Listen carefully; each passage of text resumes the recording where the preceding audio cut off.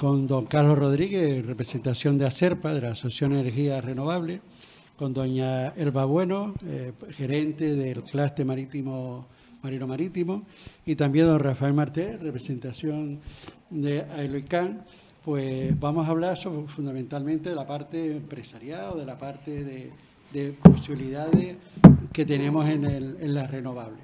El título de la ponencia es las posibilidades de Canarias de la energía renovable y el nuevo modelo de negocio para hacer frente al cambio climático.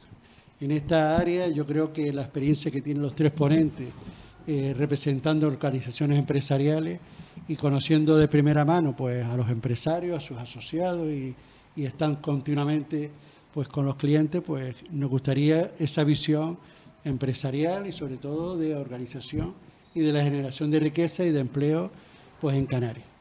En primer lugar, si Carlos Rodríguez pues, de ACERPA pues hace su primera intervención.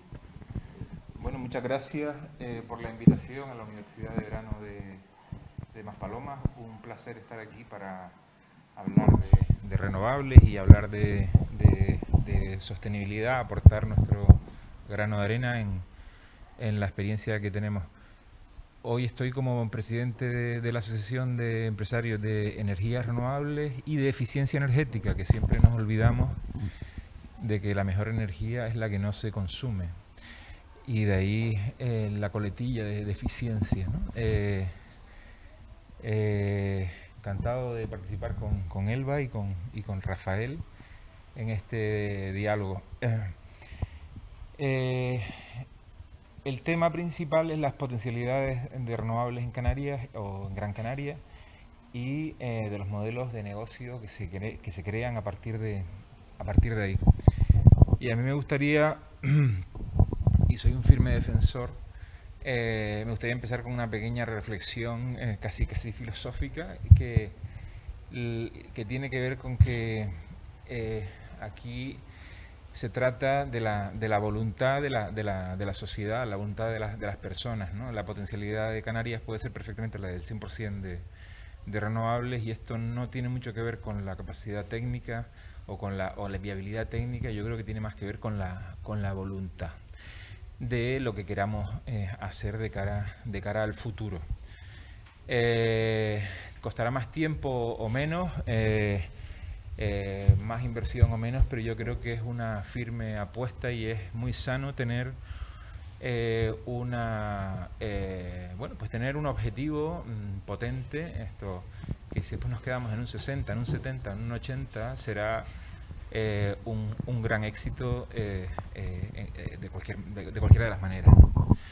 Entonces, si me preguntan mi opinión con respecto a la potencialidad, yo siempre diré que vamos a por el 100%, vamos a por todas, porque es una energía que generamos localmente, es una energía que ha demostrado ser la más competitiva de todas las opciones que tenemos de recursos energéticos que hay, y además es una energía que generamos nosotros y que puede generar una economía local muy importante, y que podemos aprovechar pues las personas que vivimos aquí para lograrnos un futuro, ¿no? Por lo tanto, yo aquí quiero poner que para poder lograr ese objetivo tan agresivo debemos implicar a todas las capas de la sociedad, del sector doméstico, el particular, el sector hotelero, el sector comercial, industrial, el sector agrícola, el transporte, y la movilidad juegan ahí también un papel muy importante, por supuesto, el sector público y las administraciones a través de todas las infraestructuras, que son también lugares donde las renovables pueden tener una parte muy importante. Para mí la historia del particular empieza, me gusta imaginarme que mañana me levantaré en casa, conduciré un vehículo, o sea, probablemente por la mañana el gasto proceda de unas baterías que tengo instaladas en casa, de las que consumo a primera hora del día. Tendré un vehículo, o no lo tendré un vehículo compartido, busco una aplicación, un vehículo cercano que pueda usar para desplazarme al trabajo. Será un vehículo eléctrico, que además tiene la capacidad de recargarse con el sol, que ya los hay, es decir, ya hay unos cuantos fabricantes que solo con lo que puede recargar el coche a través de las chapas del coche, te puede dar una autonomía de 70, 80 o 90 kilómetros al día, que además para islas pues es perfecto, porque aunque sea un vehículo eléctrico, si cada día lo que está el tiempo aparcado al sol recarga la batería dándole una autonomía de 80 kilómetros por hora, te sirve para que sea 100% autónomo. ¿No? Me desplazaré al trabajo. Vamos a suponer que yo estoy en el sector de la distribución de alimentación y en ese establecimiento se produce la suficiente energía para que el 60 o el 70% de las necesidades que tenga el propio edificio las genera. Y en fin de semana, cuando está cerrado, es al revés. O sea, solo consume el 20% de lo que es capaz de generar y el resto lo vierte a red. Y en mi vuelta a casa, pues un poco lo mismo. Entonces, solo en ese recorrido que podrá hacer el particular en breve, se producen una cantidad de sinergias enormes, ¿no? Es decir, para empezar, reducimos las cargas de los vehículos que están en la calle de una manera importantísima. Hacemos las ciudades un poco más amables para los peatones, podemos ampliar las infraestructuras disponibles para el peatón, reducimos la emisión de gas de efecto invernadero en los ámbitos urbanos, reducimos la contaminación acústica, mejoramos la salud de las personas, y esto implica pues también a los profesionales, a los arquitectos, a los ingenieros. Hay que diseñar viviendas, edificios, naves industriales, hoteles con características bioclimáticas que sean capaces de ventilar esto o de estar orientadas para evitar el calor en las latitudes más calurosas o para evitar el frío en las latitudes más al norte, para que tengan menos necesidades de consumir energía, y aparte que sean generadores. O sea, ya estamos hablando de edificios de cero emisiones, estamos hablando de edificios de Building Integrated PV System, o sea, edificios que en su piel, como elementos constructivos, incorporen materiales que sean capaces de generar energía en las ventanas, en las fachadas, en las pérgolas, en los lucernarios, en todos lados, ¿no?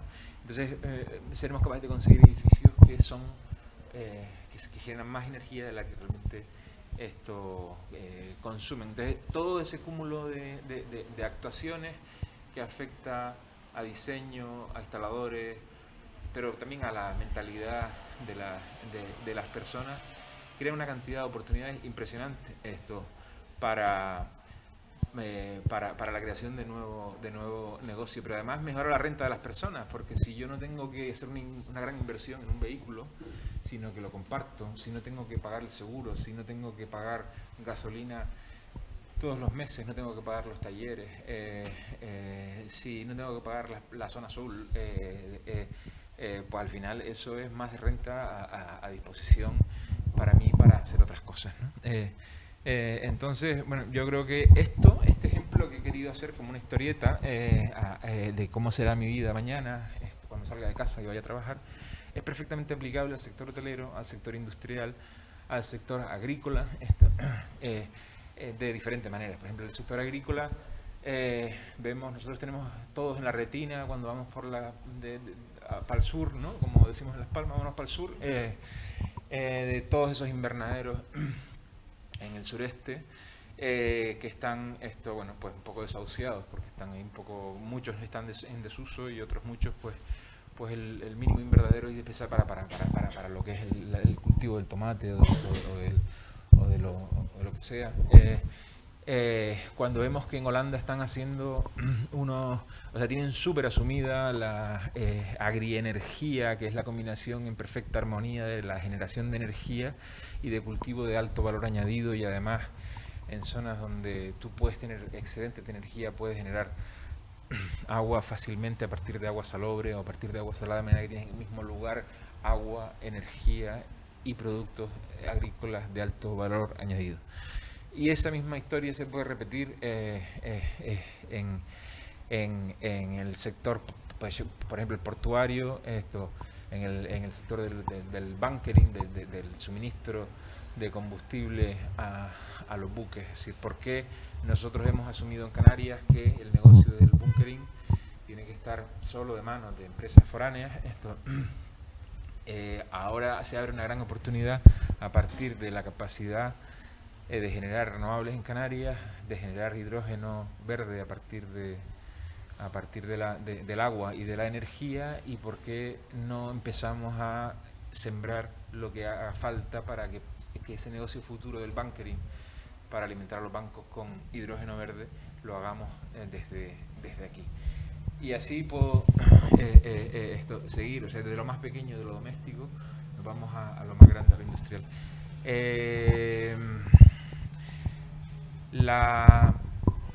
La posibilidad de generar negocios nuevos es enorme a partir de lo que son las renovables, la capacidad de ahorro a la familia, la de mejorar el entorno de nuestras ciudades.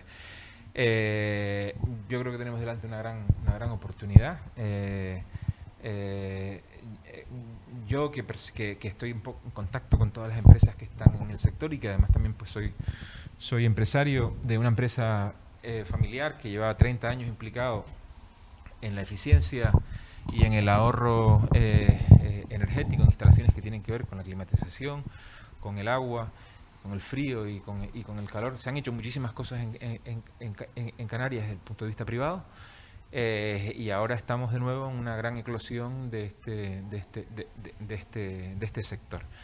Hay todavía mucho por hacer, pero yo soy muy optimista de que vamos a ser capaces de incrementar esa penetración que tienen las renovables en Canarias, de seguir aplicando medidas de eficiencia y de además hacer crecer el sector en Canarias, incorporando profesionales y formando a gente nueva que salga de la universidad o de las formaciones técnicas, que se incorporen a esto con alto grado de éxito. A partir de ahí, pues esta es un poco mi primera observación con respecto al sector, y puedo luego, si quieren, en el debate podemos... Una preguntita. Sí. Cuando hablamos de las renovables, sobre todo de placas solares, que es lo que estamos básicamente, ¿no? Sí. Hay dos partes. El usuario, el empresario, tiene la visión cuando tú le ofreces la posibilidad de implantar este sistema. ¿Ve primero la parte ecológica, la parte medioambiental, o siempre te pregunta por la parte económica, es decir, los costes? Sí, sí. Y la otra parte, la pregunta, ¿es necesario las subvenciones para ser rentable el que implantemos las placas? Sí. Porque parece que sin subvenciones la gente no lo pide. Sí. Sin embargo, yo creo que ahora mismo hay solo 5 municipios en Gran Canaria que bonifican de alguna manera el IBI en cuanto a poner placas solares. Yo creo que será un estímulo también para que de alguna manera ya el usuario tome la decisión de implantarlo, ¿no? Sí. Entonces, ¿cómo lo ves tú? A ver, voy a empezar por el final, que es la parte de la rentabilidad. Depende a quién le pregunte. Esa sería la respuesta. Si le pregunta a un japonés que busca, normalmente el empresario japonés busca rentabilidades muy bajas, pero en instalaciones, digamos, muy robustas, y piensa muy a largo plazo, dirá, esto es un chollo, sin subvenciones.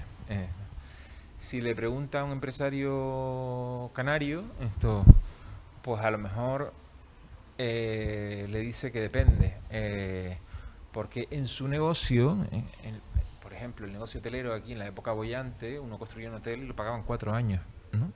Sin subvenciones, ¿no? Entonces su visión de rentabilidad está a 4 años vista.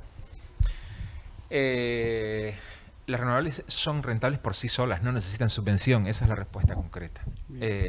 Una planta fotovoltaica en régimen de autoconsumo tiene una vida útil de 30 años y se pagan 7 por sí solas sin subvenciones, se pagan 3,5 o en 4 con subvención. Por lo tanto, no es necesaria. De hecho, a veces las subvenciones son un palo en la rueda, porque pasa lo que usted acaba de escribir, y es que el empresario se queda esperando al momento concreto de los 2-3 meses en los que se abre el plazo de subvenciones, y luego vienen como una carrumba todos al mismo tiempo, y no hay cama para tanta gente, ¿no? Como decía Celia Cruz. Entonces, hace falta seguridad jurídica. Exacto.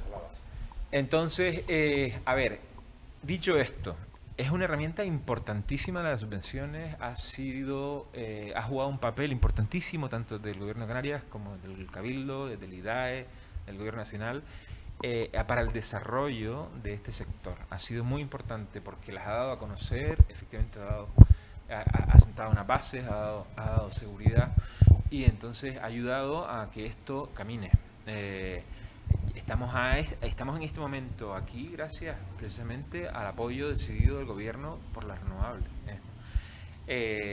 Si bien es verdad, bueno, y después de renovables también me gusta decir que siempre pensamos en renovables y pensamos en placas solares, y esto no es así. Es decir, nosotros estamos trabajando muchísimo en Canarias con geotermia de baja entalpía, esto que tiene que ver con obtener el calor que hay en el subsuelo a través del agua del mar que se filtra en el subsuelo y es un agua temperada que sirve para mejorar la eficiencia de los sistemas de climatización de los hoteles. Un hotel de 400 camas se gasta en la energía que gasta en frío, en aire acondicionado, en calor, en calentar las piscinas y el agua caliente, una media de 200 o 300 mil euros al año, ¿no? Y solo usando el recurso que tiene en el subsuelo sin cambiar las condiciones físico-químicas del agua en el subsuelo, solo aprovechar la temperatura. Esto mejora los sistemas de climatización y tiene unos ahorros muy significativos que paga en 4 o 5 años. Es una energía muy importante, geotermia de baja entalpía.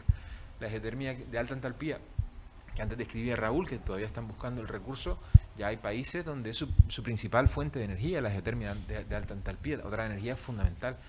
La solar es muy importante para la fotovoltaica, para la generación de electricidad, pero también la térmica, para la producción de calor. También el aprovechar el calor del ambiente, el calor del aire, a través de la aerotermia, que está considerada también una renovable. Y de todo eso se hace mucho en Canarias. Lo que pasa es que a lo mejor pues no son tan conocidas todas ellas, ¿no?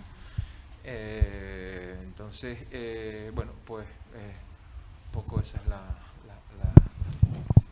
Gracias, Carlos. Y luego al final ya haremos más preguntas. Bueno, Elba, vamos a ver la propuesta del clúster. Ya lleva unos cuantos años en este trabajo, ¿no? Tema. Y la verdad que te agradecemos las veces que has intervenido con nosotros en la norte cuando hemos hablado de las posibilidades de costa. Y me gustaría que nos pusieras al corriente un poco de las posibilidades que hay a través del clúster marino-marítimo, que tu presidente Vicente Marrero sigue siendo, ¿no? Sí, sí, por supuesto. A través de FEMEPA, pues han colaborado siempre. Muchas gracias. Antes de nada, dar las gracias a la Universidad de Verano por invitarnos a hablar de un tema que para nosotros ahora mismo puede ser el futuro más próximo que puede tener nuestro tejido empresarial. Es un placer compartir la mesa con Carlos y con Rafael, encantada. Y la verdad es que el futuro que nos ha pitado Carlos lo compro mañana mismo, ojalá sea lo antes posible. Bueno, el clúster marítimo de Canarias aparece en este sector, ¿vale? Nosotros, dentro de las empresas que representamos, como clúster, quizás el sector de reparaciones navales pueda ser de los sectores más potentes. Y bueno, cuando se instala el prototipo Elisa Alicán, que ya todos vemos delante de la potabilizadora, nosotros, bueno, en la estructura del clúster, decir que los astilleros son mi presidencia y mi secretaría, pero la plataforma oceánica de Canarias, la PLOCAN, es mi vicepresidencia, con lo cual ahí se genera dentro del clúster un ecosistema de innovación entre las empresas y el centro de la PLOCAN y la Universidad de Las Palmas, que está dentro también de la Junta Directiva, pues bastante interesante. Entonces, cuando llega ese prototipo a Canarias, nosotros detectamos que 40 empresas canarias, ¿vale? 40, participaron de ese proyecto. Y cuando empezamos a hacer el análisis de quiénes eran esas empresas, somos conscientes de que la gran mayoría eran socios nuestros. Los remolcadores, los amarradores, servicios subacuáticos que se usaron muchísimo, de todo tipo, y entonces eso nos llevó a profundizar, o sea, esto es un sector que nos tiene que interesar. A partir de ahí lo que hicimos fue trabajar junto con Proesca la cadena de valor y la cadena de suministro en donde nuestras empresas pudiesen participar. Entonces, pues bueno, dentro de los modelos que hay ahora mismo en Europa, en el sector de las renovables marinas, nuestros modelos a seguir podían ser Noruega, Dinamarca, Alemania, pero elegimos Escocia principalmente porque nos gustó mucho no voy a decir la palabra obligatoriedad, pero sí la participación, ¿vale?, del tejido empresarial local y cómo esa necesidad de participación en estos contratos ha hecho que se desarrolle un tejido empresarial muy interesante en esta materia, ¿vale? Y esa es nuestra intención, eso es lo que está persiguiendo el clúster ahora. Se ha desarrollado un tejido, está claro que a los aerogeneradores, igual que en Escocia, aquí no los vamos a trabajar, ¿vale? Pero podemos trabajar las cimentaciones, tenemos que estar preparados, tenemos el espacio en los puertos para poderlos desarrollar. Para nosotros sería muy importante el ensamblaje de toda esta materia. Mis empresas podrán participar en todo, estarán preparadas para el anclaje en el suelo marino, nosotros vamos a ir a flotante seguro. Debemos adelantarnos. Lo que no vamos a esperar a que dentro de 5 años, cuando cualquiera de los 5 proyectos que se conocen y los que no se conocen puedan aparecer, nosotros nos quedemos mirando para arriba como vienen otras empresas de fuera. Eso es lo que nos vamos a permitir. Entonces, pues bueno, fue Escocia el punto de partida nuestra. Hay una entidad allí, Ore Catapult, que tenía un estudio bastante interesante y bueno, hemos seguido ese molde que nos pareció interesante y ahora mismo disponemos de un trabajo hecho en la identificación de empresas dentro de este sector que lo que queremos es dinamizar. Somos conscientes que delante nuestra tenemos 5 proyectos conocidos, les digo que hay más desconocidos o que están esperando. Tenemos el de Iberdrola, que nos habla de 300 megavatios para poner con una participación de 66 empresas y posibles 2.800 puestos de trabajo. Equinor, que para mí yo creo que fue el primero en aparecer, los noruegos, tenemos una gran relación, siempre la hemos tenido con los noruegos, y nos hablaba de 200 megavatios, de una versión de 850 millones de euros y de 2.000 puestos de trabajo directos e indirectos. Ha aparecido Seanwind también con 144 megavatios en Gran Canaria y 50 megavatios en Lanzarote y una inversión de 1.000 millones de euros, ACS con varios proyectos de 50 megavatios y por último Greenalia, que sí nos hemos acercado a ellos porque parece que han cogido un poquito como de arrancadilla con los famosos 5 parques de 50 megavatios con un total de 250 megavatios. ¿Cuál es nuestra misión? Estar preparados, que nuestras empresas estén preparadas para que sean partícipes en estos proyectos, que el tejido empresarial llegue a adquirir ese conocimiento necesario para que se desarrollen con nuestras empresas los proyectos. Y ya no solo, nuestra intención es que estemos preparados para los proyectos que podamos desarrollar en Canarias. Nosotros lo que necesitamos es que el tejido empresarial canario se pueda preparar para los proyectos que se puedan desarrollar en toda la costa del West África o más allá. ¿Por qué? Porque la necesidad que tienen estos megageneradores, porque el otro día tuvimos la visita aquí de Navantia, es el astillero más importante de España y es el que ha trabajado las cimentaciones que se han puesto ahora mismo en Dinamarca o en Escocia. Navantia nos enseñaba unas dimensiones que aquí la verdad es que no somos capaces de concebir y unas alturas brutales. Entonces está claro que esto no va a ser un trabajo de 4 empresas, no va a ser un trabajo de una comunidad autónoma de Canarias con los 2 puertos trabajando en cooperación para poder sacar. Es un trabajo nacional que nos puede posicionar muy bien de cara a la internacionalización de nuestras empresas. Hierba, antes de pasar al siguiente, en la empleabilidad, ¿se está formando trabajadores pensando en ello? Como dijo Raúl, vale, está claro que hay unas titulaciones ya en la FP que puede preparar a estos chicos. También tenemos empresas como es el Grupo Stier, que ya tiene las certificaciones necesarias, que es la GWO, que se necesitan para poder trabajar en estos aerogeneradores. Tenemos, pero hay que poner en marcha, en mi opinión, iniciativas como yo estoy a favor de la AFP dual, ¿vale? Del acercamiento de los chicos, de la juventud, ¿vale? Desde el momento cero al sector empresarial para que puedan aprender de estos tutores de empresa, de este veterano de la empresa que se te puede jubilar en 5 o 10 años y que necesita transmitir todo ese conocimiento que tiene, que jamás se va a adquirir en un centro de formación, ¿vale? Y que la empresa necesita ese relevo generacional. Con lo cual, tenemos una FP, me encantaría pensar que en los próximos años la podemos convertir en una dual, ¿vale? Y yo apostaría porque tenemos que seguir trabajando ya no solo en este sector, sino ser capaz de visionar los nuevos materiales con los que necesitaremos trabajar todo este sector. No hablamos de las mismas soldaduras. Cuando venía el otro día aquí Namantia nos hablaba sobre todo del tema de la pintura. Aquí el chorreo y en pintura en Canarias se hace al aire libre. Nosotros no tenemos problemas de lluvias, ni vientos, ni nada. Aquí los barcos se chorrean al aire libre. Somos atractivos, mis empresas son atractivas porque vienen del sector de oil and gas.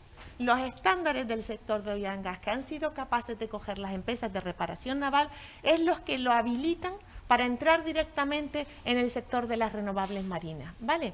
Pero hay ciertas características, como por ejemplo puede ser el tema de la pintura de estos artefactos, que no es la misma. Tendremos que prepararnos y no podemos perder el tiempo. Gracias, Alba. Bueno, ahora Rafael Martel, creo que vas a hablar del viento, ¿no? Bueno, sí, algo así. Bueno, gracias a todos por invitarme. Yo soy Rafael Martel, soy el presidente de la Asociación Eólica de Canarias y básicamente son todos esos aerogeneradores que hemos visto, que vemos desde hace muchos años y que hemos visto proliferar en estos últimos años, sobre todo aquí en la parte sureste de la isla de Gran Canaria. Yo traje una diapositiva, ahora la pongo. A nivel de eólica no hay nada que investigar, o hay mucho que investigar, pero bueno, quiero decir que no vamos a sacar nada nuevo. O sea, es un fuste con una nave y con 3 palas que giran al viento y que producen una gran cantidad de energía. Y quiero matizar aquí, yo creo que es importante decirlo, cada aerogenerador, cada unidad de energía que produce, cuesta la tercera parte de la misma unidad de energía producida por combustibles fósiles en Juan Grande o en Ginamar. Por lo tanto, si el titular de la instalación gana por producir una unidad de energía, el conjunto de los españoles nos ahorramos el doble que el promotor. Por lo tanto, cada promotor que hace una inversión de un dinero y obtiene a cambio una rentabilidad, todos nosotros, los ciudadanos de toda España, por ahorros en los presupuestos generales del Estado y por ahorro vía la tarifa, también recibimos el doble a cambio, ¿vale? Yo quiero que eso lo tengamos claro. Sin embargo, tenemos un problema y el problema lo vamos a ver en una diapositiva muy rápida que voy a poner.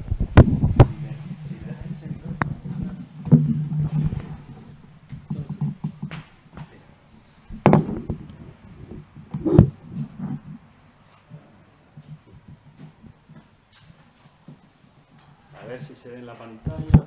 Pase de diapositivas. Iniciar presentación. Muy bien, aquí estoy presentando perdón que ustedes no lo vean, una gráfica descargada directamente de red eléctrica. Vale. De aquí la ves, mira el portal. Vale.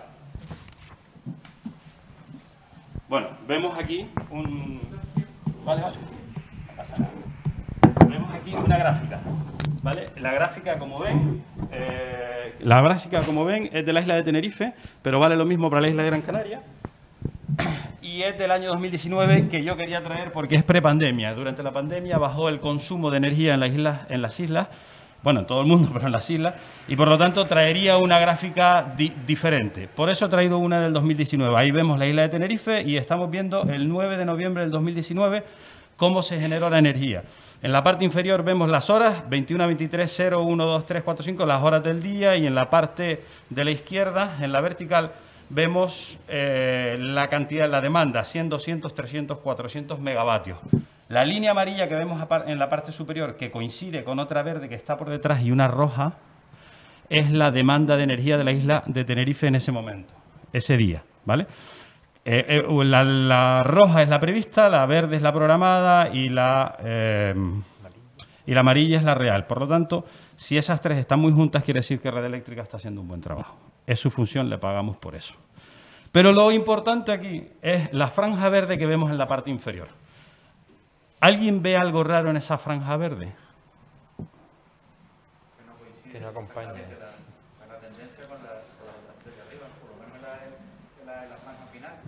Bueno, eso es una realidad, efectivamente, no coinciden. Coinciden un poco, ¿eh? Pero no coinciden del todo, ¿vale? Yo se lo voy a poner fácil. Yo se lo voy a poner fácil para que ustedes lo vean el problema. El problema es ese. El problema es ese. La raya verde que yo acabo de señalar ahí es la potencia máxima de la energía eólica en la isla de Tenerife ese día. Ahora es más. Y mañana será más. Y si instalamos todo lo que ha dicho Elba, no cabrá en esa gráfica, directamente no cabrá en esa gráfica. Pero bueno, el problema de ahora es este, lo tenemos también en la isla de Gran Canaria. Se da en cuenta, como ese día que hacía mucho viento, la potencia de la eólica era casi lineal, excepto en las horas del mediodía, porque aquí estamos viendo toda la renovable y también estamos viendo la solar. En las horas del mediodía, a partir de las 9 de la mañana hasta las 15, vemos una barriga que supera por encima la raya verde que yo he dibujado. Esa barriga es solar. El resto del tiempo, durante el día y durante la noche, porque el sol desaparece por las noches, todo era eólico. ¿Se han fijado que falta un trozo entre la 1 de la mañana y las 9 de la mañana? ¿Se han fijado que hay una mordida? Eso se llama, o Red Eléctrica lo llama, vertidos. Vertidos es energía que no se ha podido generar, es decir, aerogeneradores parados, porque no se han podido integrar en el sistema. Las razones por las que no se pueden integrar en el sistema son varias, pero básicamente porque no hay potencia suficiente de respaldo a subir. Eso es un tema que hasta ahora solo lo dan las centrales térmicas. Por ahora, porque no hay otra manera. Ese es el problema que tenemos ahora. Hoy. Bueno, hoy no, en el 2019. El de hoy es mayor. Y el de mañana será mayor. Y el de pasado mañana será aún mayor. Y cuando venga toda esa energía flotante marina, será todavía mayor. Cuando venga toda la solar fotovoltaica, será aún mayor. Por lo tanto, tenemos que hacer algo para solucionar esto, porque toda esa energía que se ha desperdiciado es energía, básicamente es promotores eólicos que han dejado de verter energía y por lo tanto han dejado de facturar dinero, lo cual es un problema para la promoción eólica, pero también es promotores eólicos que han tenido sus aerogeneradores parados y es dinero que hemos perdido todos. Porque recordamos que los aerogeneradores producen el doble de beneficios para la ciudadanía de lo que producen para el titular de la instalación. Algo hay que hacer ahí. Por supuesto, las soluciones son varias, son diferentes y las propuestas para solucionar esto pasan básicamente por actuar o en la demanda o en la generación. ¿Actuar en la demanda? Redes smart grids, redes inteligentes, el vehículo eléctrico. Yo he venido aquí en vehículo eléctrico. Yo soy usuario de vehículo eléctrico desde 2014. Tengo mi vehículo eléctrico aparcado aquí en la calle.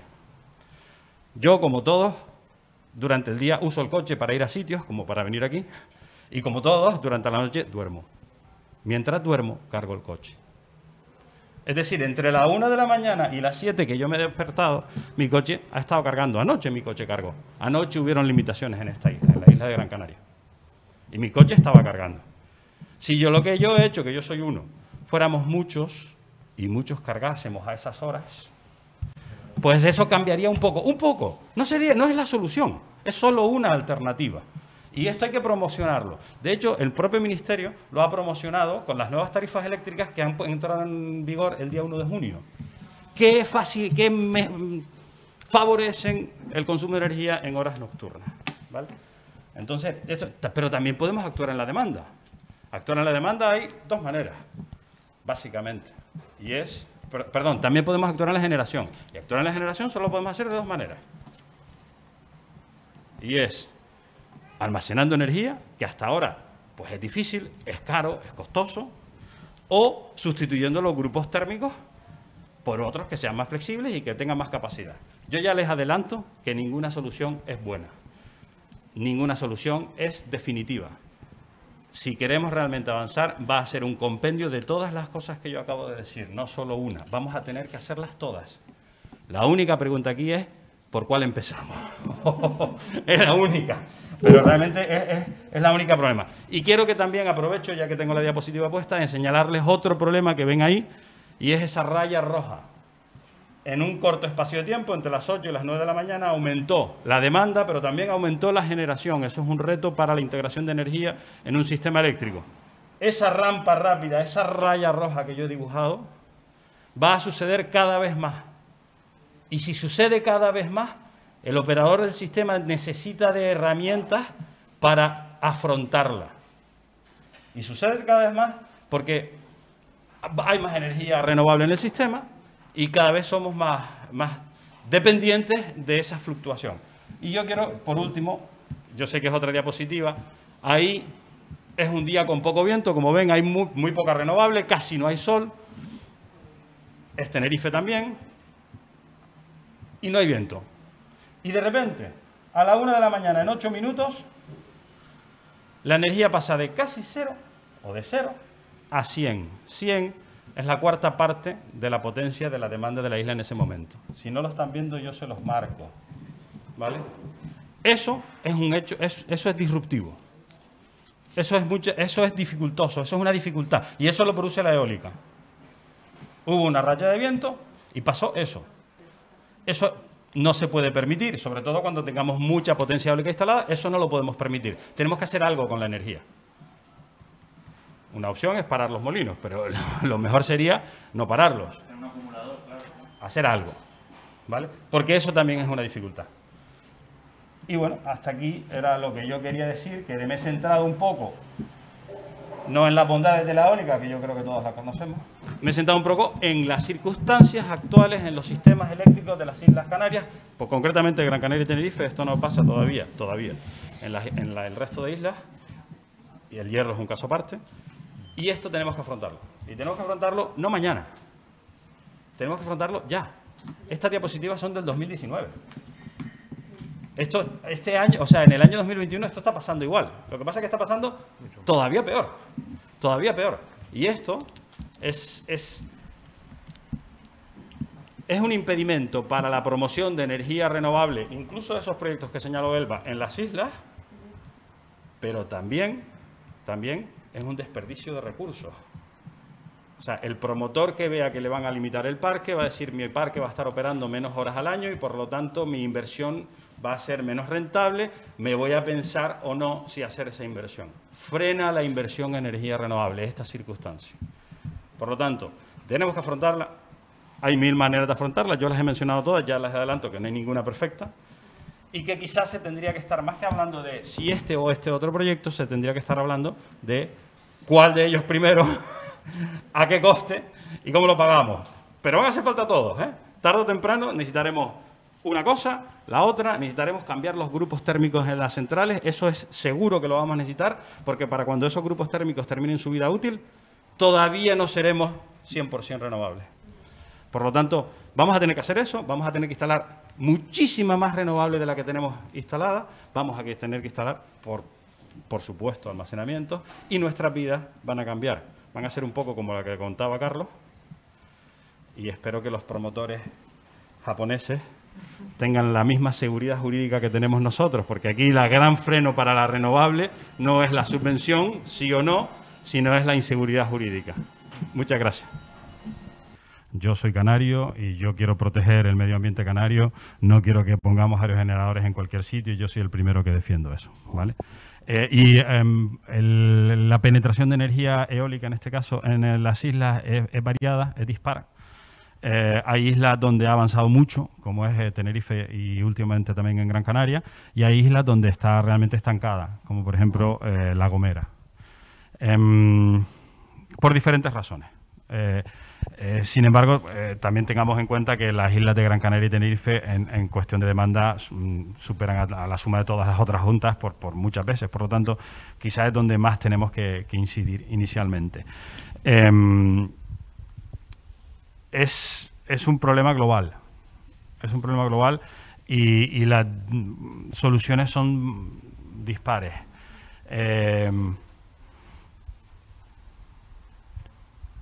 Donde no hay eólica, podemos poner solar.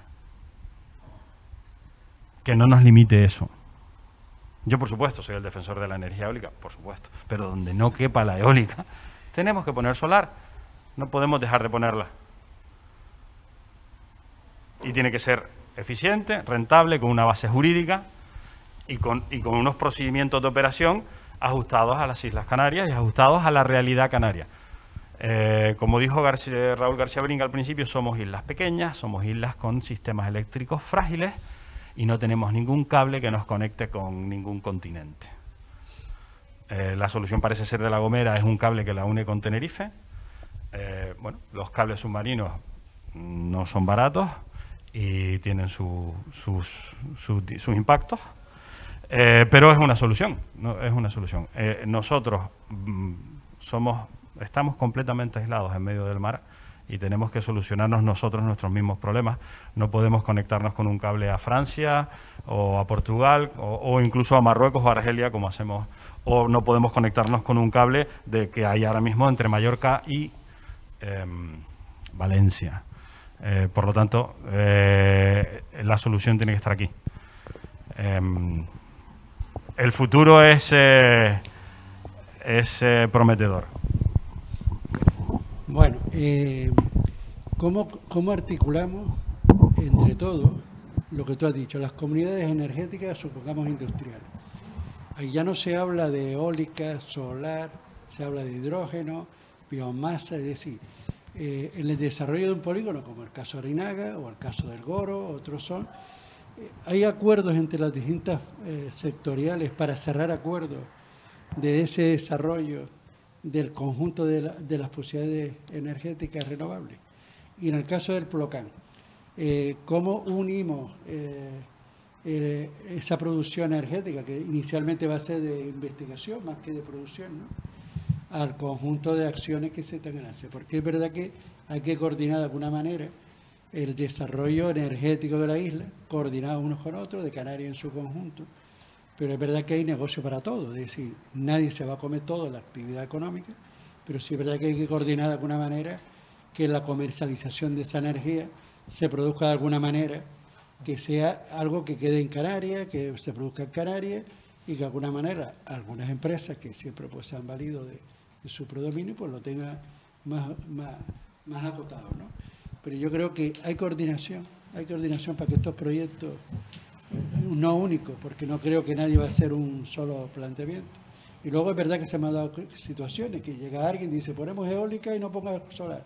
Yo digo, pongan lo que quieran, hagan autoconsumo en su zona industrial y lo que vayan a producir que sobre, pues me imagino que habrá comercializado de alguna manera hacia el exterior. ¿Hay coordinación en Canarias y en Gran Canaria entre ustedes para coordinar el desarrollo energético de la isla? A ver, yo voy a comentar lo que conozco, o sea, lo que es el concepto de comunidad energética en Canarias todavía no está muy desarrollado. Estamos con las primeras iniciativas y creo que promovidas por el Cabildo. Ahora mismo las posibilidades que hay para que lo entienda la persona que no conozca el sector primera mano, es que tanto a nivel doméstico como a nivel comercial, industrial, hotelero, aquella persona que quiere montar una planta, por ejemplo, hablando de fotovoltaica, ¿no?, en régimen de autoconsumo en su edificio, y resulta que a determinados momentos del día, del mes, de la semana, produce más energía de la que consume, él puede verter ese excedente a la red. Y dentro de un horizonte temporal de un mes, la compañía eléctrica le descuenta esto a otro precio, es decir, al precio del pool, creo que es el excedente que él ha vertido a red de la factura de ese mismo mes. También es posible ahora que ese excedente, en un radio, me parece que son de 500 metros cuadrados, ese excedente tú se puede hacer un contrato para vendérselo a tu vecino, ¿no? Eso es ahora mismo lo que es posible hoy. yo de varias conferencias que estuve en Alemania, en la feria esta de Intersolar en Múnich, ya hace años se hablaba de soluciones tecnológicas basadas en tecnología blockchain, para poner en contacto a miles de productores con miles de consumidores de cualquier tipo, doméstico, comercial, industrial, para que todo el mundo, digamos que en tiempo real, pudiera vender sus excedentes al mejor postor. Es decir, una especie de Airbnb de la energía, ¿no? Digamos, ¿no? A mí me sobra o de vivienda compartida, algo así, ¿no? Pero basado en tecnología blockchain, que es con la que las monedas estas digitales, ¿no? Lo que pasa es que, bueno, eso está, digamos, todavía años luz de lo que está pasando aquí, porque además luego tiene que tener eso un marco legal, político legal, que lo contemple, ¿no? Entonces, bueno, hasta aquí es donde yo sé, pero probablemente no sé si Rafael o Elba puede. Seguramente Rafael sabrá mucho más. No te creas. No, de comunidades la verdad que no sé mucho. Lo que sí quería mencionar, que mencionaste, Antonio, de diferentes tecnologías y que no nos debemos olvidar de la hibridación. Cuando digo de hibridar básicamente las dos tecnologías que conocemos, solar y fotovoltaica, en un mismo punto. Y el día que no hace viento habrá algo de sol. Utilizamos el mismo punto de enganche, el mismo tal, y eso parece un desperdicio de recursos, porque a lo mejor estás instalando más potencia de la que realmente tienes permiso de acceso, pero no lo es. Amortizas tu permiso de acceso antes y, sobre todo, lo más importante, das estabilidad a la red, porque tú tienes garantizado de que la potencia que tú tienes autorizada la vas a verter más horas al año en nominal, porque si no hay viento, habrá sol. Y si hay brisa nada más, pues habrá un poco de sol. Y si a lo mejor hay sol un poco nublado, pues habrá bien. O sea, quiero decir, el número de horas año en que tu punto de acceso está trabajando en potencia nominal es mucho mayor. Y eso, el operador del sistema lo agradece. Yo, la verdad, que de las comunidades... ¿Cómo llevamos la energía del Plocán a la tierra?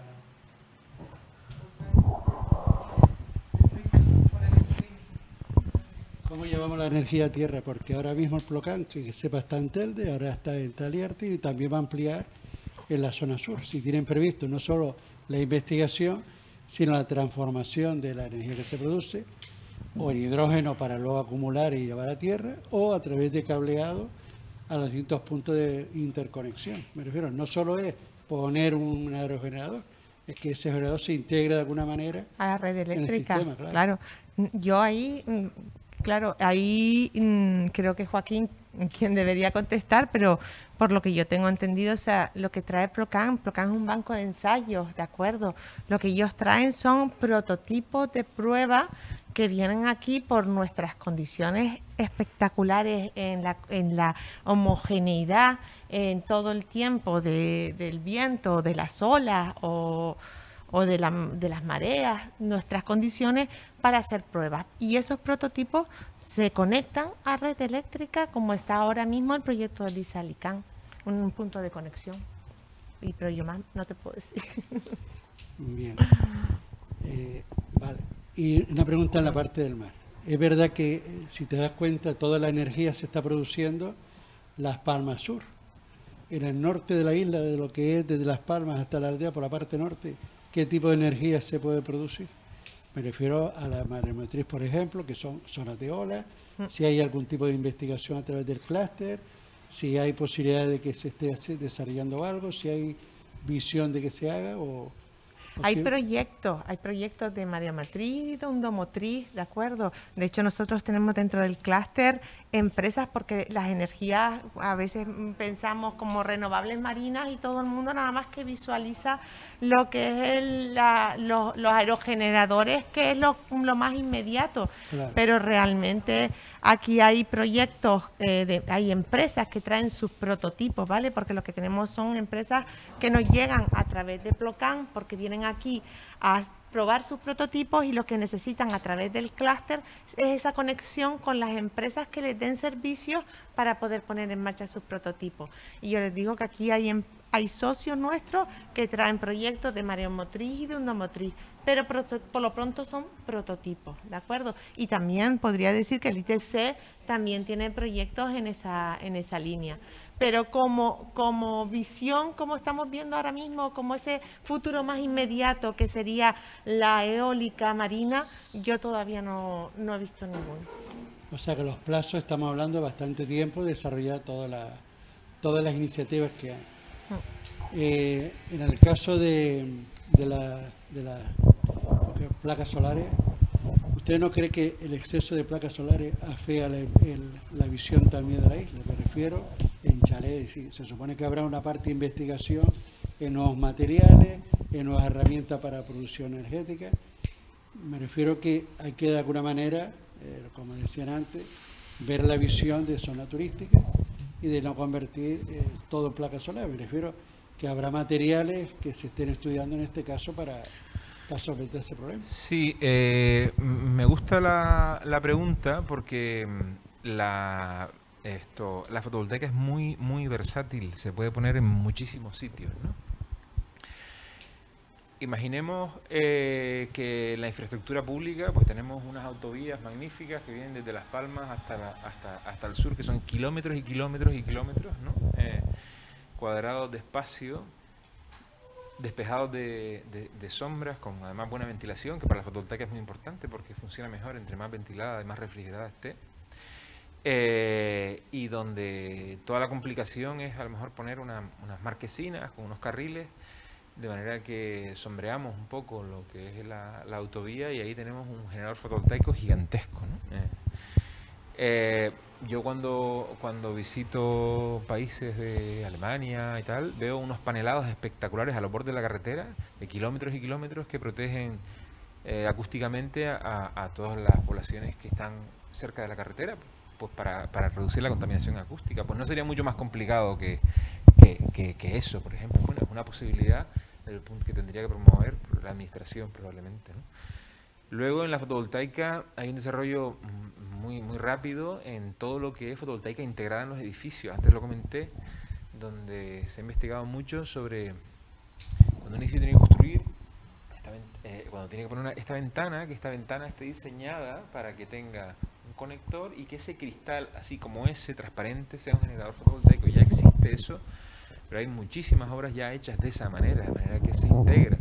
Y además, pues si esa ventana cuesta 200 euros el metro cuadrado, pues con fotovoltaica a lo mejor cuesta 250. Es decir, que ya además la recuperación, digamos, dejas de invertir esto, o sea, inviertes un poco más, pero a cambio tienes un generador fotovoltaico muy importante. Ya no digamos en edificios que son completamente de cristal, como los edificios de oficinas que vemos por ahí en grandes ciudades. Imagínate el Boerman, el edificio Boerman en Las Palmas, ¿no? Claro. Eso podría haberse hecho perfectamente hoy en día, y que todo con la misma estética hubiera sido completamente. Hay una empresa además española que se llama Onyx Solar, que produce ese cristal que vende en medio mundo, en España todavía poco, pero en medio mundo lo hace, y con silicio amorfo es capaz de edificios enteros que sean centrales eléctricas, además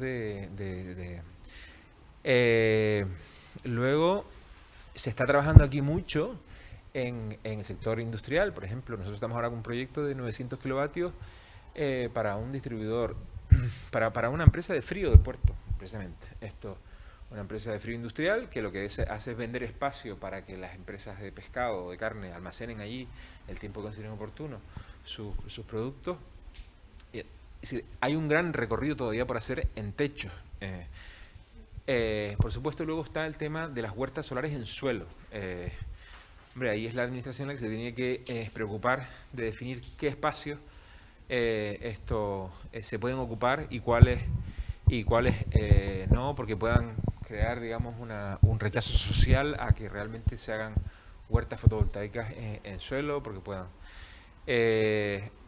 Yo aprovecharía también lo que comentábamos antes, los invernaderos.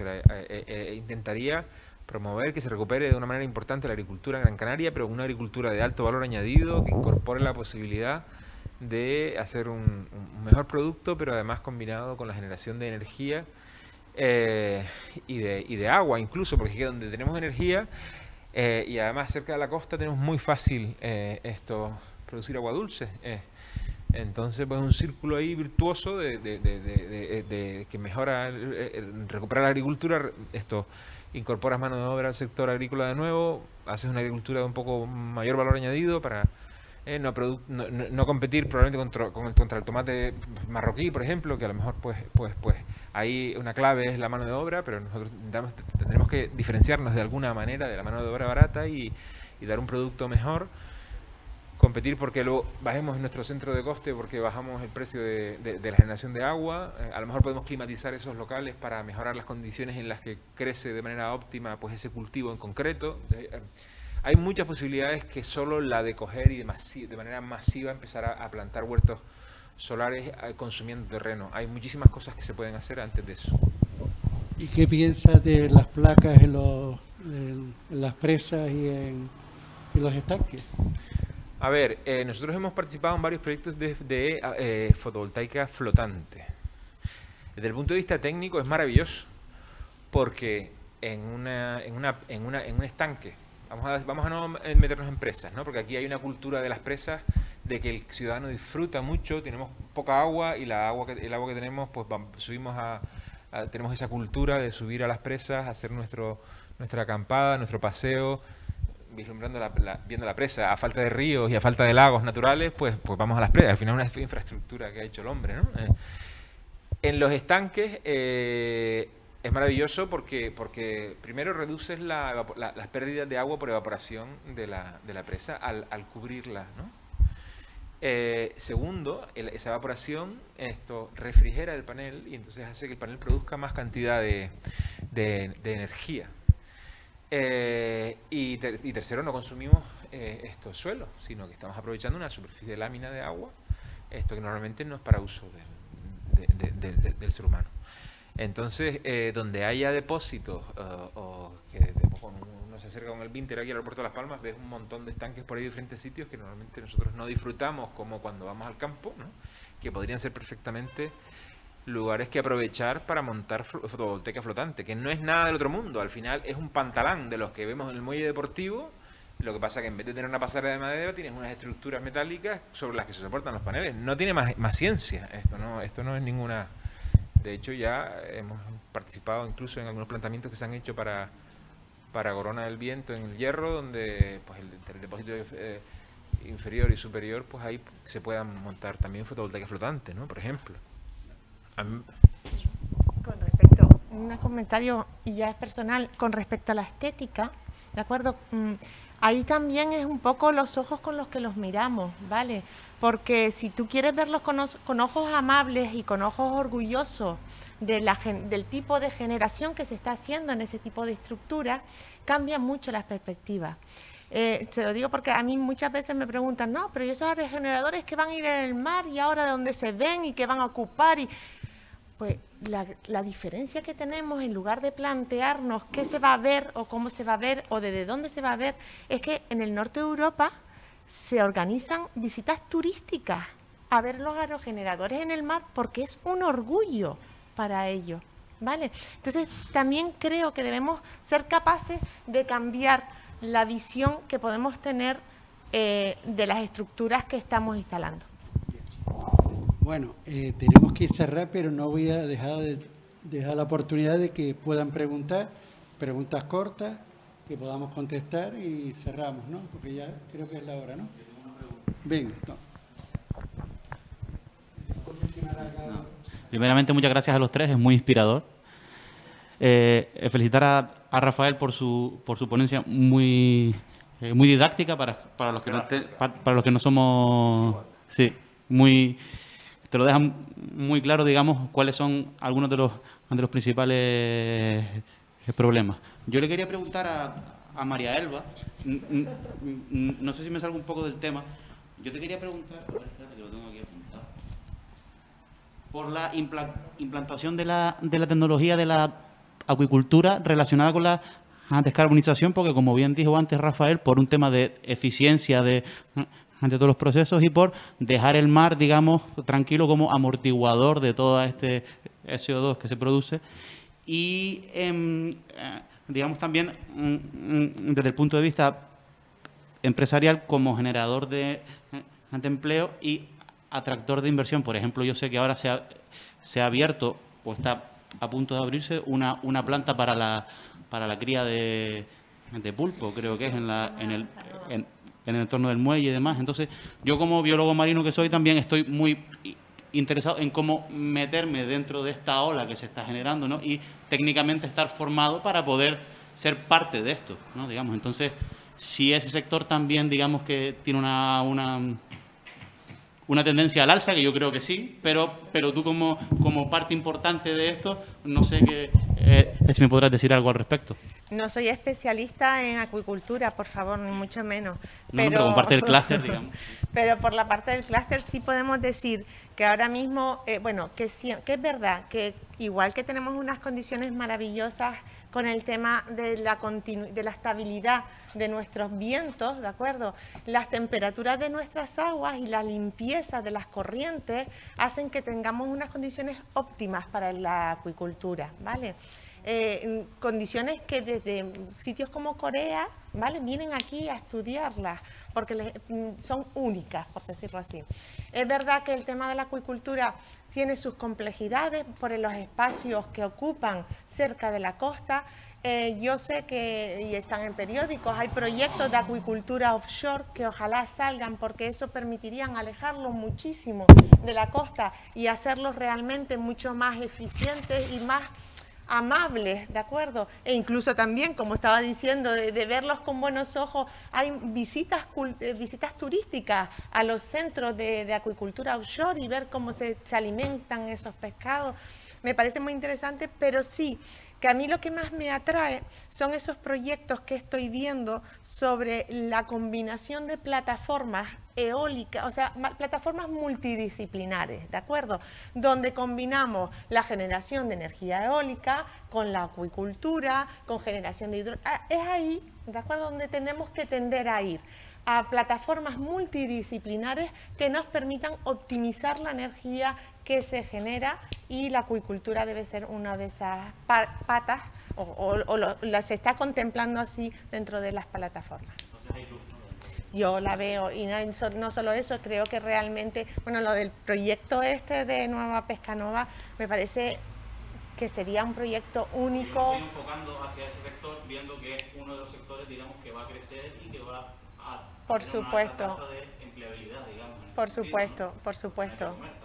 Y realmente que se vean el Puerto de la Luz y de Las Palmas como un sitio para porque es que no solo es el empleo que se va a organizar, se va a generar directamente dentro del centro de acuicultura, es el envasado de todo ese producto, el transporte de todos estos productos. Ojalá toda esa cadena de valor que pueda generar este proyecto quede en Empresas Canarias.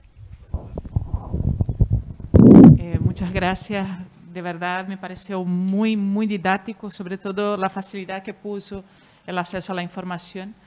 Yo quería hacerles una reflexión porque en finales de 2012 yo trabajo mucho con proyectos de cooperación internacional y hay las convocatorias europeas que son las Interreg-MAC, donde se trabaja siempre replicando ese conocimiento que se hace, ¿no?, en Europa, de regiones ultraperiféricas que somos, en ese caso nosotros somos referentes para África y las islas del Atlántico. Y en finales de 2012 estuve en un encuentro de cooperación de gestión económica, era un proyecto de activación económica con los países, con China y los países de lengua portuguesa, ¿no? Habían representantes de Mozambique, de Angola, y China era un fuerte inversor en ese sector tan en alza en aquel 2012, ¿no? Sobre energías renovables. Ellos formaban el personal local, o sea, se hacían reuniones participativas sobre el tema. Parecen, en la Isla de Sal parecen plantaciones, ¿no?, tal como dijo usted, en el borde de las carreteras. Por eso ayuda a mitigar el impacto y también a la vez un mantenimiento de las vías, ¿no?, genera ese doble sentido. Y a la vez era un gran motivador también por el tema del empleo. Se generaba mucho empleo por el tema del mantenimiento, ¿no?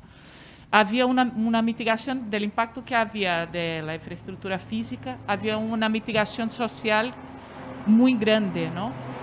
Y en ese caso, me acuerdo que una de las ponencias se decía mucho el tema de que el poco viable, lo único inconveniente en aquel entonces era cómo almacenar esa energía, ¿no? Habían plantaciones prácticamente de parque de aerogeneradores y se hablaba mucho que esas baterías de almacenamiento eran muy caras. Y China en ese momento entraba como un fuerte inversor y ahí fue lo que dijo Antonio, ¿no? Que seamos capaces un día de ser, no solo de generar energía para las islas, sino también que con el potencial que tenemos geográfico de exportar esa energía limpia.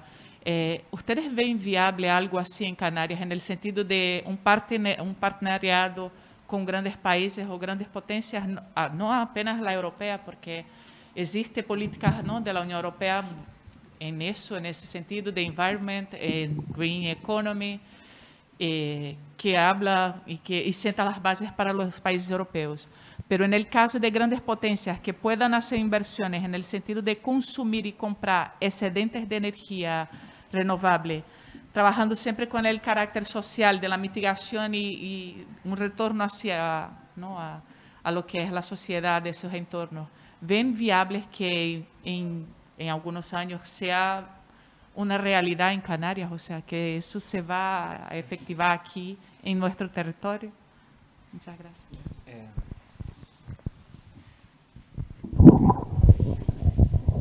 A ver, yo, si te entendí bien la pregunta, es que en territorios como este se produzca energía y que luego se venda en terceros países. ¿Te refieres a eso? A ver, yo te voy a decir de lo que conozco. Sé que Marruecos ha estado bastante activo, incluso ha salido alguna noticia en la zona del desierto, ¿no?, del Sáhara, crear grandes infraestructuras de renovables que les permitan a ellos vender la energía en terceros países. Y se ha estudiado incluso la conexión con un cable submarino para llegar incluso hasta Gran Bretaña y conectar el Sáhara con Gran Bretaña para la producción de renovables. La verdad que son noticias cogidas un poco al vuelo y no sé realmente la capacidad que realmente técnica existe de hacerlo. Lo que no cabe duda es que si hay algún país que puede exportar energía, claro, por las dimensiones, por el espacio disponible, por el precio del suelo, oye, pues justo el norte de África lo tendría muy fácil, ¿no? Solo con la capacidad que tiene de generar energía. Alguna vez he leído alguna estadística de qué porcentaje del desierto del Sahara es capaz de producir toda la energía que se consume en Europa, y es una cosa espectacular, ¿no? Pero desconozco. Yo creo que no es el papel de Canarias. Canarias bastante tendría con ser autosuficiente, ¿no? No creo que se plantee esas posibilidades. No sé qué opinan ustedes. Solo matizar, efectivamente, con una pequeña porción del Sáhara produciríamos toda la energía que se demanda al mundo. El problema es producirla en el momento que se demanda. Esa es la clave.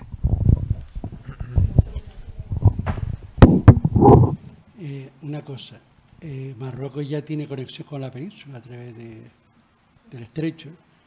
También ha pretendido conectarse en Canarias a través de Tarfaya. Tiene 540 millones de inversión que hicieron ahí en Tarfaya. También quiere vender energía a Mauritania, es decir, es un país que está invirtiendo muchísimo en la producción eólica y solar con respecto a la venta del producto. Pero es verdad lo que tú dices, necesitamos tener el autoconsumo propio de Canarias para tener nuestras necesidades y luego interconectar las islas, que aparte de La Gomera, Tenerife, tenemos Fuerteventura, Lanzarote también con el cable, ¿no? Con lo cual las profundidades en Canarias son muy complicadas para unir el resto de las islas, pero bueno, tiempo al tiempo, y que en la planificación nacional del Estado, pues, a través de Red Eléctrica, pues se ponga todas esas iniciativas que vayan surgiendo de Canarias, ¿no? Ojalá pudiésemos conectarnos a un continente, al que sea. da igual. Si estuviésemos conectados a un continente, tanto para exportar energía, excedentes nuestros, como para importar energía en un momento dado, sería maravilloso. Los problemas técnicos para reconectar el archipiélago canario entre islas y las islas con el continente superan probablemente los beneficios de la inversión y por eso no se ha hecho. Pero sin duda la interconexión sería, si se pudiese hacer, sería maravilloso. Y lo del cable de Marruecos a Gran Bretaña, hombre, si se hace un cable de Marruecos a Gran Bretaña, que pase por aquí, ¿no? Pero yo creo que la pregunta también iba para que las empresas que trabajen en Canarias, si mañana se quiere hacer algo en Cabo Verde, tengamos la posibilidad de que nosotros nos implantemos estos sistemas en Cabo Verde, en Azores, en Madeira, es decir, todo lo que son islas, ¿no? Y también los concursos, que es lo que le planteaba Raúl, de cómo poder ya los concursos que se produzcan en otros territorios para ganarlo y participar. Yo creo que ahí hay que montar lo que ha hecho el clúster marítimo. Ellos tienen continuamente encuentros con distintos países africanos a través del clúster, que es la suma de los intereses del sector. Yo creo que ahí sí hay que hacer un esfuerzo de todos, los que están interlocutores aquí, para poder seguir a esos concursos que al fin y al cabo la experiencia que nos da es la que nos implantaría afuera. El futuro, perdona, el futuro, y esto no es una frase mía, la leí, no me acuerdo dónde, el futuro no pasa por generar energía, eso va a ser abundante y barato, lo vamos a tener ya inmediatamente. Los paneles solares han bajado de precio un 80% en los últimos 10 años, por lo tanto el futuro no pasa por la generación, sino el futuro pasa por la gestión. Por la gestión de la energía. Y es lo que el comentario un poco jocoso que yo hice antes, de con una pequeña porción del Sahara produciríamos toda la energía de Europa, pero en el momento de la demanda ese es el problema, la gestión. Taisa, ¿tú querías hacer la última pregunta?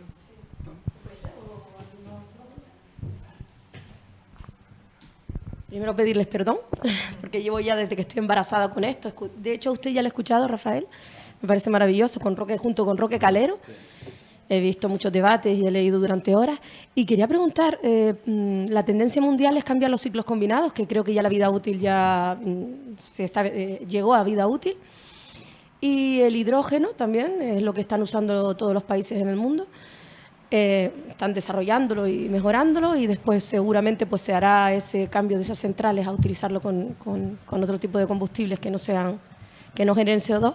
Y las baterías de sodio y los nuevos aerogeneradores, que incluso hasta con poco viento, sin aspas, o más grandes para que no hayan tantos, todo eso ustedes también supongo que ya están pues trabajando en ello, ¿no? Y conocen más o menos si las baterías, cómo están el tema de las baterías de sodio, porque es verdad que tiene que ser rápido, no puede ser una obra que tarde 7 años o algo que tarde 10, de verdad que lo del cambio tiene que ser un cambio bastante rápido, ¿no? Lo que son los grupos térmicos tendríamos que hacerlo cuanto antes para que ustedes ya se pongan a generar más energía eólica, que somos los mejores o estamos equivocados en eso. Mi hermana cuando ella estudió telecomunicaciones y estuvo en Marruecos, se comenta que en Canarias en cuanto a eólica somos los mejores. Los mejores no sé, tenemos un muy buen recurso y lo estamos aprovechando. A ver, la tecnología que está obsoleta es el carbón, no los ciclos combinados, ¿vale? La tecnología que estamos desmantelando son las centrales de carbón. Eso es un hecho, eso está sucediendo en toda Europa y también en España. La producción de carbón desde hace 4 años para acá en Europa, en España peninsular, porque aquí no tenemos carbón, ha pasado del 20% del total de la energía producida a nivel nacional a menos del 5%. Por lo tanto, el carbón podemos decir que está desapareciendo o va a desaparecer. Los ciclos combinados, hombre, no es tecnología muy antigua y son perfectamente válidos. En algún momento habrá que sustituirlos, obviamente, pero tendremos que sustituirlos por algo mejor. Pero no es una tecnología que esté obsoleta y que tengamos que retirar de manera inmediata, ¿vale? Tampoco aquí, en algún momento lo tendremos que hacer aquí, pero no de manera inmediata. Y respecto al hidrógeno, tenemos que diferenciar muy bien, cuando hablamos de hidrógeno, ¿de qué hacemos con el hidrógeno? ¿De qué hacemos con el hidrógeno? Porque hablamos del hidrógeno con una facilidad. Y a ver, el hidrógeno, hemos visto los coches de hidrógeno que son con pilas de combustible, el almacenamiento de hidrógeno, que es también una pila de combustible, que es muy ineficiente.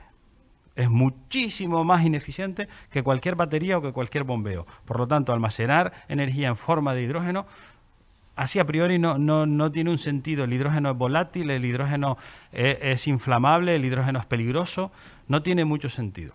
Lo que sí tiene sentido es utilizar el hidrógeno para alimentar los ciclos combinados o alimentar las turbinas más que los ciclos combinados. Es decir, quemarlo. Hacerlo explosionar. ¿Vale? ¿Eso se está haciendo? Sí, de manera experimental. Hay ciclos, o bueno, turbinas, grupos térmicos en España generando energía con hidrógeno. Creo que hay uno, sí. Creo que hay uno. Por lo tanto, ¿es una tecnología que se podría implantar? Sí. ¿Es una tecnología que funcione? Sí. Depende sobre todo de cómo conseguimos ese hidrógeno, cómo separamos la H de la O y si lo hacemos con energía renovable o quemando fuel, ¿vale? Porque separar la H de la O consume energía. Y el retorno que tenemos cuando la quemamos es inferior, la energía ni se crea ni se destruye, por lo tanto solo tiene sentido si esa energía la vamos a desperdiciar. Entonces tenemos que tener mucho cuidado con cuando hablamos de hidrógeno, ¿qué es realmente el hidrógeno? ¿Vale? Hablábamos hace 20 años de los coches de hidrógeno y resulta que los coches de hidrógeno no han llegado nunca. Y ahora tenemos los coches de batería, que es el mío, que tiene una pila dentro de litio. Y bueno, y el hidrógeno para grandes barcos y tal, bueno, pues sí, pero no terminan de llegar. Y la razón por la que no terminan de llegar es básicamente porque el hidrógeno es muy ineficiente almacenando energía y porque es muy peligroso. A mí, o sea, yo llevo acostumbrado, yo tengo casi 50 años, 40 y pico años, y estoy acostumbrado a sentarme en un coche que tiene 50 litros de gasolina debajo de mi asiento y no lo veo como algo anormal, lo veo como algo normal. Y nunca me ha preocupado, yo no conozco a nadie de mi familia que haya tenido un problema con eso. ¿Estaré yo acostumbrado a sentarme en un coche que tenga 4, 5, 6, 7, 10, 20 kilos de hidrógeno comprimido a alta presión debajo del asiento de mi coche en caso de accidente? ¿Cómo de peligroso es eso? También son peligrosas las baterías, por supuesto. Me hiciste una pregunta sobre las baterías de sodio. Cada 2 por 3 aparece una nueva tecnología cambiando el ánodo a la batería. Siempre intentando que el ánodo sea de una materia prima cada vez más común, ¿vale? Porque siempre hablamos de las tierras raras de las baterías, del litio, la realidad es que cuando hablamos de una batería de litio, la cantidad de litio que hay en la batería es menos del 2%. Dentro de mi móvil hay una batería de litio. O sea, dentro de este reloj hay una batería de litio. Quiero decir, el litio no es tan infrecuente en nuestra tierra. Lo podemos extraer de muchos sitios, incluso del mar, del agua del mar. Cambiar el ánodo por sodio, por metales ferrosos, se hace habitualmente. Se intenta que esas baterías sean estables, pero realmente no se ha conseguido el nivel de avance tecnológico que se ha conseguido con el litio. Estoy seguro que habrán baterías de otros materiales dentro de aquí a 4 o 5 años y que serán menos contaminantes, más eficientes y más fáciles de reciclar. Por lo tanto, el avance en las baterías, con el litio hemos dado un salto de gigantes y va a haber más saltos de gigantes de aquí en breve. Por lo tanto, hace poco que hablaban del grafeno, que iba a cambiar el mundo de las baterías y eso nunca llegó, y yo llevo oyendo hablar del grafeno los últimos 7 años. La pregunta es si las baterías de sodio son igual de revolucionarias que las baterías de grafeno o no. Bueno, Rafael, Carlos, Elba, muchísimas gracias por el tiempo que le hemos dedicado. Esperemos que a partir de ahora, pues, todo lo que se ha dicho hoy, pues lo vamos a promocionar a través de las redes, a través de las conexiones que tenemos. Y agradecerle la presencia de ustedes y que es un placer estar escuchándolo y que tenemos que seguir trabajando, no solo para que esto salga adelante, sino pensando ya en el futuro, a ver cómo desarrollamos nuestras empresas primero y después la economía y la parte más importante, la economía circular y el medio ambiente. Muchísimas gracias y a todos los presentes también.